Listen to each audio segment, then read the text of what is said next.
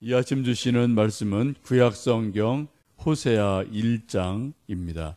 구약성경 1257면, 구약성경 1257면 호세아 1장 1절에서 9절까지 말씀 함께 합독하시겠습니다. 우시야와 요담과 아하스와 히스기야가 이어 유다 왕이 된 시대, 곧 요아스의 아들 여로보암이 이스라엘 왕이 된 시대에 부엘리의 아들 호세아에게 임한 여호와의 말씀이니라. 여호와께서 처음 호세아에게 말씀하실 때에 여호와께서 호세아에게 이르시되 너는 가서 음란한 여자를 맞이하여 음란한 자식들을 낳으라. 이 나라가 여호와를 떠나 크게 음란함이니라 하시니, 이에 그가 가서 디볼라임의 딸 고멜을 맞이하였더니 고멜이 임신하여 아들을 낳음에 여호와께서 호세아에게 이르시되 그의 이름을 이스라엘이라 하라. 조금 후에 내가 이스라엘의 피를 예후의 집에 갚으며 이스라엘 족속의 나라를 폐할 것임이니라. 그날에 내가 이스라엘 골짜기에서 이스라엘의 활을 꺾으리라 하시니라. 고멜이 또 임신하여 딸을 낳음에 여호와께서 호세아에게 이르시되 그의 이름을 로루하마라 하라. 내가 다시는 이스라엘 족속을 긍휼히 여겨서 용서하지 않을 것임이니라. 그러나 내가 유다 족속을 긍휼히 여겨 그들의 하나님 여호와로 구원하고 활과 칼이나 전쟁이나 말과 마병으로 구원하지 아니하리라 하시니라. 고멜이 로루하마를 젖된 후에 또 임신하여 아들을 낳음에 여호와께서 이르시되 그의 이름을 로암미라 하라. 너희는 내 백성이 아니요 나는 너희 하나님이 되지 아니할 것임이니라. 아멘. 오늘부터 또 며칠간 호세아 선지서를 읽게 됩니다. 호세아 선지자는 북이스라엘에 활동했던 선지자입니다. 여러분 아시는 것처럼 다윗이 세운 유대라는 큰 나라가 솔로몬을 거치고 그 다음 왕이 되었을 때 남과 북으로 갈라지죠.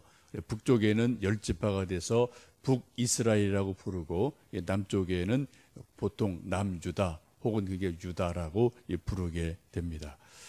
북이스라엘은 비교적 하나님을 많이 떠난 왕들이, 믿음 없는 왕들이 통치를 주로 하였습니다. 또 오늘 등장하는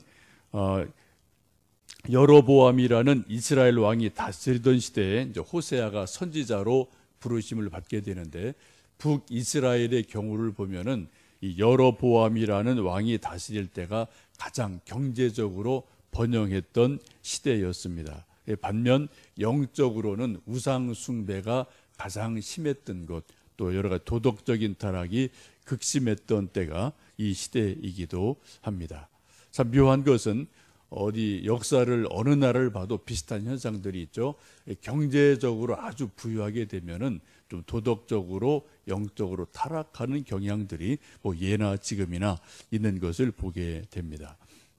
이 시대를 이렇게 남유대로 보면은 이사야라는 선지자가 또 주로 유대를 중심으로 예언을 하던 시대인 것을 봅니다. 북쪽에서는 호세아라는 선지자가 주로 예언을 하고 남쪽 유다라는 곳에서는 이사야 선지자가 주로 예언을 하던 그런 시대입니다. 이 호세아라는 선지자가 예언하던 북이스라엘의 시대를 가장 잘 나타내는 한 말씀이 2절에 나와 있죠. 우리 2절 말씀을 다시 한번 읽어 보시겠습니다. 여호와께서 처음 호세아에게 말씀하실 때에 여호와께서 호세아에게 이르시되 너는 가서 음란한 여자를 맞이하여 음란한 자식들을 낳으라. 이 나라가 여호와를 떠나 크게 음란함이니라 하시니, 2절에 보시면은 반복되는 단어가 음란이라는 단어가 계속해서 반복이 되어 있습니다. 3번이나 반복을 하고 있죠. 이것은 그 당시에 북이스라엘의 영적인 상태, 도덕적인 상태가 상당히 문란하고 있음을 보게 됩니다. 우리가 이 구약 성경을 쭉 지금 읽고 있고요. 여러 선지자들을 보게 되는데 여러 선지자들 중에서 제가 볼 때 가장 마음고생이 많았던 분이 호세아가 아닐까 싶습니다. 왜요? 하나님의 명령이 호세아를 부르셔서 음란한 여인과 결혼을 해라. 그리고 자식들을 낳으라 라고 말씀하시기 때문에 그렇습니다. 이 하나님께서 호세아를 불러놓으시고 이런 가정을 좀 비정상적인 가정인 거죠. 비정상적인 가정을 만들어 놓게 하시고 그런 것을 통해서 어떻게 해요? 지금 이스라엘이라는 나라가 이처럼 상당히 비정상적이다. 영적으로 도덕적으로 비정상적이다. 이런 것들을 직접 호세아라는 선지자를 통해서 보여주시기 위해서 호세아를 부르게 됩니다.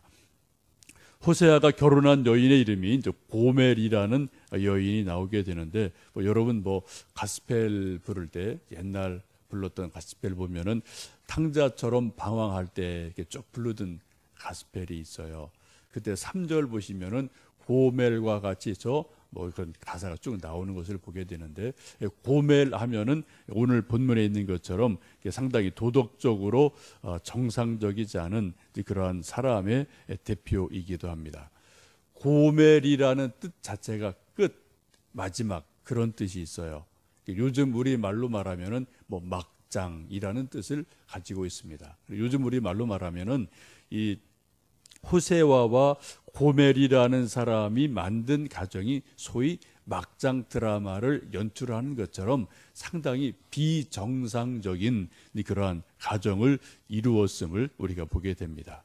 이것이 바로 그 당시에 호세아가 예언했던 북이스라엘의 상태가 마치 이렇다라고 축소판으로 보여주는 것이 선지자 호세아의 가정이었습니다. 결혼해서 아이들을 낳죠. 첫 번째 아들을 낳고 이름을 이스르엘이라고 이름을 짓습니다.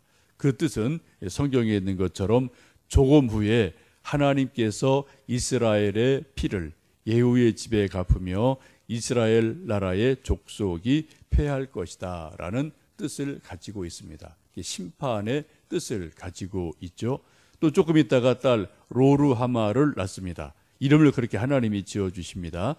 그 뜻은 여호와께서 다시는 이스라엘 족속을 긍휼히 여겨서 용서하지 않을 것이다 라고 또 심판에 대한 메시지를 그 이름 속에 담고 있습니다. 또 세 번째 아들을 낳는데 로암미라고 이름을 이제 붙여주시죠. 그 뜻은 이제 이스라엘이 하나님의 백성이 아니요 이스라엘의 하나님이 되지 않겠다. 그런 뜻을 가지고 있습니다. 지금 하나님이 호세아 선지자를 불러서 선지자로 명을 주시고 그리고 가정을 이루게 하셨어요. 그리고 자녀들을 낳게 됩니다. 근데 하나님이 자녀를 낳을 때마다 이름을 어떻게 해요? 아주 부정적인 의미를 담아서 이름을 지어줍니다. 이해하기 힘든 일이죠. 보통 우리가 자녀를 낳으면은 부모님들이 있는 정성 없는 정성 다 해서 지혜를 다 모아서 자녀에게 가장 좋은 이름을 지어주려고 노력을 하게 됩니다. 우리 부모님도 그런 노력을 하셨겠죠. 지금 저도 제 이름이 있고 여러분 각자 독특한 이름을 가지고 계시는데 그 이름 여러분이 지으신 거 아닙니다. 물론 개명한 경우는 먼저 조금 예외겠지만 우리가 하나님 부모님이 지어준 그러한 이름을 계속 가지고 있다면 할아버지나 아버지나 어머니 누군가가 내가 태어났을 때 여러분이 이 땅에 태어났을 때 정말 몇 주일간 열심히 연구하고 옥편도 찾아보시고 또 옆 사람 의견도 물어보고 하여튼 여러 가지 지혜를 모아서 기도하는 마음으로 축복하는 마음으로 이름을 지어준 것이 지금 제 이름이에요. 여러분 이름 역시 동일하게 그러한 줄 압니다. 그래서 어떻게 하든 부르기 좋은 이름 또 그 속에 담겨있는 의미가 아주 복된 의미 이런 것을 담아서 우리 모두에게 이름을 만들어 주셨습니다. 또 우리가 여러분이 결혼하셔서 자녀를 낳으실 때 역시 마찬가지죠. 우리 아들, 딸에게 엄마, 아빠가 혹은 할아버지가 정성을 다 기울여서 하여튼 이 손주에게, 아들에게, 딸에게 뭔가 이름을 붙여줘요. 그래서 그 이름을 가지고 우리 모두는 한평생 이 세상을 살아갑니다. 특별한 일이 없다면 부모님이 지어준 이름은 한평생 그대로 갑니다. 또 심지어 죽은 이후에도 우리 육체의 존재는 사라질지라도 역사 속에서 어떤 특별한 이름들이 그대로 기억이 되고 불려지거든요. 이것을 보면은 이름이라는 것은 뭐 영원한 부모님이 주시는 선물임에 틀림이 없습니다. 그 속에는 부모님의 축복이, 부모님의 사랑이, 또 부모님의 어떤 소망이 다 담겨 있는 이름이지요. 여러분, 지금까지 살아오시면서 쭉 이제 뭐 내가 내 이름을 부를 때도 있고, 주로 뭐 이름이라는 것은 다른 사람이 또 이제 불러주는 것이 대부분입니다만, 여러분 이름이 무엇이든 간에 여러분 부모님이 지어준 이름 값을, 소위 이름 값을 하면서 살아오셨는지요? 아니면은 부모님이 내 이름을 이렇게 지어주셨는데 그 이름의 값을 하지 못했는지 했는지 한번 좀 생각을 해 보시면 좋겠습니다. 또 혹시 여러분 이제 결혼하셔서 자녀를 낳으신 부모님들의 경우 아들, 딸의 이름을 다 이렇게 저렇게 정성스럽게 또 소망을 담아 이름을 지어 주셨습니다. 지금 우리 아들, 딸들이 뭐 어린 경우도 있고 장성해서 결혼해서 뭐 출가한 경우도 있고 뭐 미국에 있는 경우도 있겠습니다만, 어쨌든 여러분, 여러분의 아들, 딸들이 여러분이 지어준 이름처럼 그렇게 아름답게, 그렇게 복되게 살아가고 있습니까? 어떠신지 모르겠어요. 지금 오늘 말씀을 보시면 호세아가 결혼을 하고 나서 하나님이 그 아들, 딸들에게 이름을 지어줍니다. 그리고 그 이름 속에 하나님이 이스라엘 민족을 향해서 하실 일들을 예언하는 모습을 보게 됩니다. 여러분, 우리 사람들은 이제 보통 부모님이 지어준 이름을 가지고 사는데, 특별히 예수님을 믿는 사람들에게는 또 다른 이름이 특별하게 있습니다. 그것을 우리는 사도행전 11장을 보시면 바나바와 사도 바울이 안디옥 교회에서 함께 목회할 때 많은 교인들이 몰려오고 크게 부흥했을 때, 그때 그 사람들이 그들을 일컬어서 그리스도인이라는 특별한 이름을 붙여주게 돼요. 쉽게 말씀드리면 뭐 요즘 우리말로 말하면 예수쟁이라는 의미로 보시면 됩니다. 처음에는 그렇게 뭐 썩 긍정적인 의미로 불려진 게 아니거든요. 뭐 저쪽 사람들 뭐 예수님 믿는다고 막 모여서 뭐 와글와글 하는데, 저 사람들 뭐야 저거, 저쪽 동네 좀 뭐야, 이제 그런 의미를 약간은 좀 비아냥거리는 의미를 가지고 안디옥 교회에서 그렇게 불려졌던 일들이 있습니다.